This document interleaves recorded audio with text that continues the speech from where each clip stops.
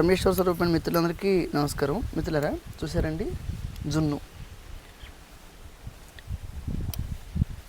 గోమాత బిడ్డకి జన్మనిచ్చినప్పుడు 1-2 రోజులు వచ్చే పాలు అయితే ముందుగా వచ్చే పాలు అయితే ఉన్నాయో వాటిని మనం కొంచెంగా తీసుకుని మనం జున్నుని ఏర్పాటు చేసి మన వాళ్ళందరికీ కూడా వాళ్ళు పోయిన తర్వాత వాళ్ళకి పెట్టడం, వాళ్ళకి పెట్టాక నేను తినాలండి తినడం.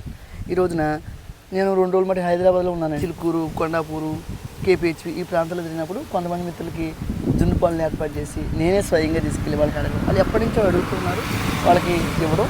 జున్ను పాలు మన గోవుకు పెద్దగా తీయమండి, కొంచెంగా చేస్తాం, అది కూడా కొంచెం ప్రసాదంలాగా వాళ్ళకి ఇవ్వడం జరిగింది.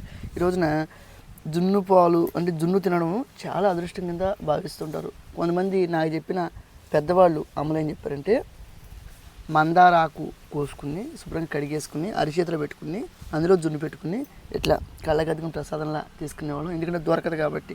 గోమాత దయ వల్ల మీ అదృష్టం ఏంటంటే మీకు కావాల్సినంత జున్ను పాలు వెన్న నెయ్యి ఉన్నారు అని మాట్లాడితే కోదాడ దగ్గర ఉంటారు అంతే కదని చెప్పి ఆవిడ అంటున్నారు, వెన్న తింటూ ఉంటే నీకు నెమలేకలు ఒకటే తక్కువైనా కృష్ణులాగే వెన్న తింటావు అని ఏదో కాస్త సరదాగా ఆవిడ మాట్లాడు. మన వ్యవసాయకేతనం శాంతి గారు ఇదిగోండి జున్ను చూసారా ఎంత మధురంగా ఉందంటే, మన దగ్గర దొరికే సేంద్రియ బెల్లం, మిరియాలు, యాలకులు ఇవన్నీ వేసి జున్నుని ఏర్పాటు చేశారండి. చాలా అద్భుతంగా ఉంది. ఏదైనా అవకాశం ఉంటే మీరు కూడా మా వ్యవసాయ క్షేత్రం అనుకోకుండా మీకు కూడా జున్ను పెట్టి ఏర్పాటు చేద్దాం.